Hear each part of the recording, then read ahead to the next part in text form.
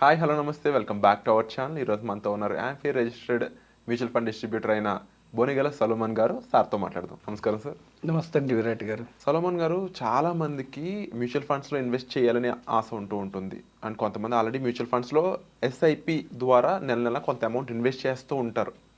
But mutual ఫండ్స్లో లంసమ్గా కూడా amount పెట్టవచ్చు అని చెప్పేసి మీరు ప్రీవియస్ ఎపిసోడ్లో కొంచెం చెప్పడం జరిగింది. అంటే ఎట్ ఏ టైం ఒక సెటిన్ ఒక 50,000 లక్ష 2 లక్షలు పెట్టేయచ్చు ఒకేసారి.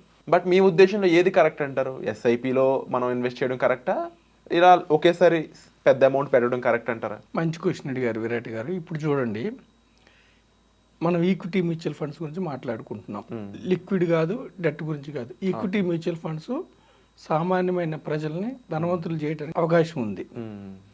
సో ఈక్విటీ మ్యూచువల్ ఫండ్స్లో 2 రకాలుగా ఇన్వెస్ట్ చేయొచ్చు. ఒకటి ఏక మొత్తంలో, 2 సిప్ నెల నెల. ఏక మొత్తంలో అయితే మినిమం 5,000. కొన్ని సంస్థలు ఇప్పుడు 1,000 రూపాయలు కూడా యాక్సెప్ట్ చేస్తున్నాయి. ఓకే, అంటే కనీసం 1,000 రూపాయలు మీరు ఇన్వెస్ట్ చేస్తే కూడా మీరు 30 నుంచి 50 కంపెనీస్లో పార్ట్ ఓనర్ అవుతారు. ఓకే. సిప్ అయితే ఇంతకుముందు 500 ఉండేది, ఇప్పుడు కొన్ని సంస్థలు 100 రూపాయలు కూడా ఒప్పుకుంటున్నాయి.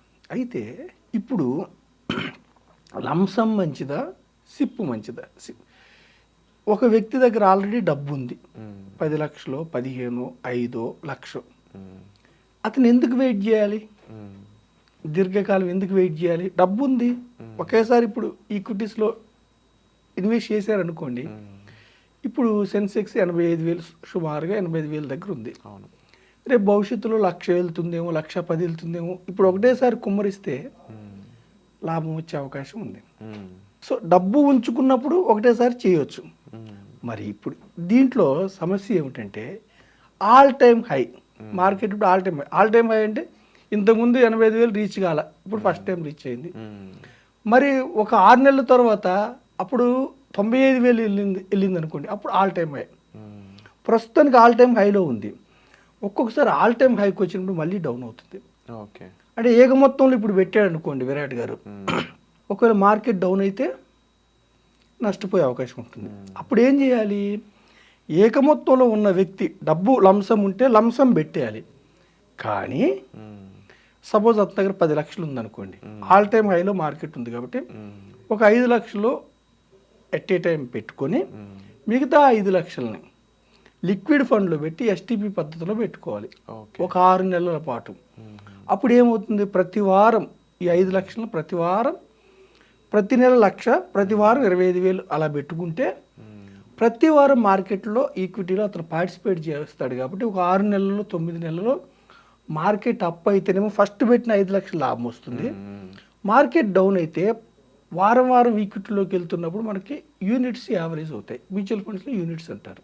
వండర్ఫుల్ సొలొమన్ గారు. అంటే మార్కెట్ వాలటాలిటీని ఉద్దేశించి మీరు ఈ ప్లాన్ చేశాం. సరే, లంసం ఉంది, వాళ్ళు పెట్టుకోగలరు. ఓకే. ఒక సామాన్యమైన వ్యక్తి నెలకి 20,000 వస్తుంది, 15,000 వస్తుంది, 30,000 వస్తుంది. వాళ్ళ దగ్గర లంసం లేదు, 1,00,000, 10 లక్షలు, 5 లక్షలు లేదు. వాళ్ళు కూడా మార్కెట్లో పార్టిసిపేట్ చేయాలి, ఈక్విటీ మ్యూచువల్ ఫండ్లో పార్టిసిపేట్ చేయాలి. వాళ్ళ కోసం ఉద్దేశించింది ఎస్ఐపి. లంసం కంటే ఎస్ఐపి ఎక్కువ ప్రాచుర్యం ఎందుకు పొందిందంటే విరాట్ గారు, ప్రతి నెల మనం మార్కెట్లో ప్రతి నెల ఒక 3,000, 4,000 మనం ఇన్వెస్ట్ చేస్తుంటే ప్రతి నెల మన మార్కెట్లో మన కోసం స్కీమ్స్ మ్యూచువల్ ఫండ్ సంస్థలు 30 నుంచి 50 కంపెనీస్లో ఇన్వెస్ట్ చేస్తారు. కాబట్టి మార్కెట్ అప్ అయినా మనకు లాభమే. మొదటి నెల పెట్టాము, నెక్స్ట్ మంత్ మార్కెట్ అప్ అయితే లాభం. మార్కెట్ డౌన్ అయింది అనుకోండి, మనకి ఇప్పుడు ఫస్ట్ 3,000 పెట్టాము, ఈ నెల 10 రూపాయలే ఉంది ఎన్ఏవి. 3,000 డివైడెడ్ బై 10 అంటే 300 యూనిట్స్ వస్తాయి. సెకండ్ మంత్ వచ్చేవరకు మార్కెట్ డౌన్ అయింది అంటే ఎన్ఏవి తగ్గింది, షేర్ వాల్యూస్ తగ్గినాయి, ఎన్ఏవి తగ్గింది. సో 8 రూపాయలకు వచ్చింది అనుకో, మనకి నెంబర్ ఆఫ్ యూనిట్స్ ఎక్కువ వస్తాయి. ఇలా 10 నుంచి 15, 20 సంవత్సరాలు పెడితే రూపీ కాస్ట్ యావరేజ్ అంటే మనం కొంటున్న షేర్స్ యావరేజ్ అయ్యి, యూనిట్స్ యావరేజ్ అయ్యి మిక్కిలి లాభం వచ్చే అవకాశం ఉంటుంది. ఒకేసారి డబ్బు లేని వాళ్ళు సిప్ ఎన్నుకోవాలి. ఒకేసారి డబ్బు ఉన్న వాళ్ళు లంసంలో పెట్టవచ్చు. మార్కెట్ హైలో ఉంటే, అంటే హై అంటే ఇప్పుడు ఆల్ టైమ్ హై ఉన్నప్పుడు ఎస్టీపీ పద్ధతులు ఎన్నుకోవాలి.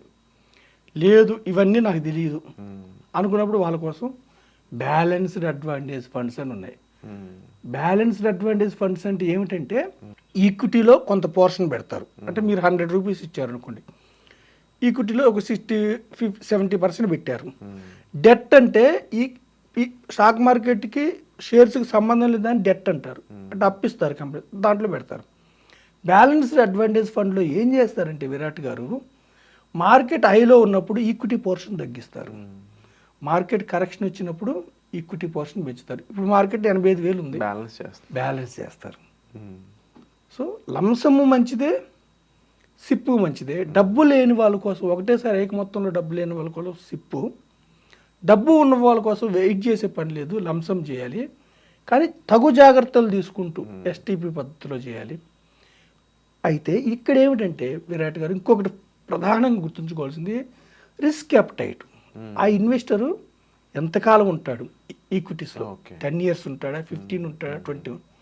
రిస్క్ అప్టైట్ని బట్టి ఒక 15-20 ఉంటే లంసం మార్కెట్ హైలో ఉంటే కూడా వేసేయచ్చు, దీర్ఘకాలం ఉంటే మిడ్ స్మాల్ మల్టీలో కూడా వేయచ్చు. అంటే ఈక్విటీ మ్యూచువల్ ఫండ్లో లంసం అయినా మంచిదే, సిప్ అయినా మంచిదే. ఎలా పెట్టినా ఒక 3-4% డిఫరెన్స్ ఉంటుంది. మనం పెట్టిన తర్వాత వాలటిలిటీ ఎక్కువ ఉంటే సిప్పు మంచిది, మనం పెట్టిన తర్వాత వాలటిలిటీ తక్కువ ఉండి కొంచెం పెరుగుతూ ఉంటే లంసం మంచిది. Wonderful sir. అండ్ ముఖ్యంగా ఇన్వెస్ట్ చేయడం మంచిది ఓవరాల్గా ఈక్విటీ మ్యూచువల్ ఫండ్స్ అనేవి సామాన్య మానవుడికి భగవంతుడు ఇచ్చిన వరం. ఈక్విటీ మ్యూచువల్ ఫండ్స్, నేను డైరెక్ట్ స్టాక్స్ గురించి చెప్పట్లా. ఈక్విటీ మ్యూచువల్ ఫండ్స్ మన కోసం ఫండ్ హౌసెస్ సమ్మేళనం 30-50 కంపెనీల సమ్మేళనంతో డైవర్సిఫైడ్ అన్ని రంగాల్లో పెడుతూ మన కోసం ఫండ్ మేనేజర్ కేర్ తీసుకుంటాడు. ఎన్ఏవి కూడా ఎలా క్యాలిక్యులేట్ చేస్తారు? Assets minus liabilities divided by number of shares.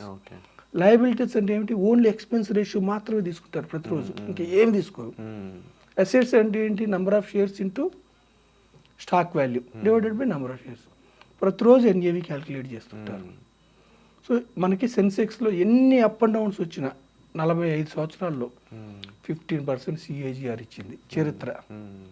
So equity mutual ఫండ్స్లో ఎవరైతే ఇన్వెస్ట్ చేశారో గత 10 ఏళ్ళ నుంచి 15 నుంచి 12% పైనే రిటర్న్స్ వచ్చాయి. మనం ఎక్కువ చెప్పడానికి లేదు, అట్లీస్ట్ 12%. అంటే ఇన్ఫ్లేషన్ కంటే 5-6% ఎక్కువ రిటర్న్స్ వస్తున్నాయి. ఒక సామాన్య మానవుడు మిక్కిలి ధనవంతుడు అవ్వాలంటే ఈక్విటీ మ్యూచువల్ ఫండ్స్ని మనం ప్రమోట్ చేస్తున్నాం. రిస్క్ ఉంటుంది, లాంగ్ టర్మ్ ఉండాలి.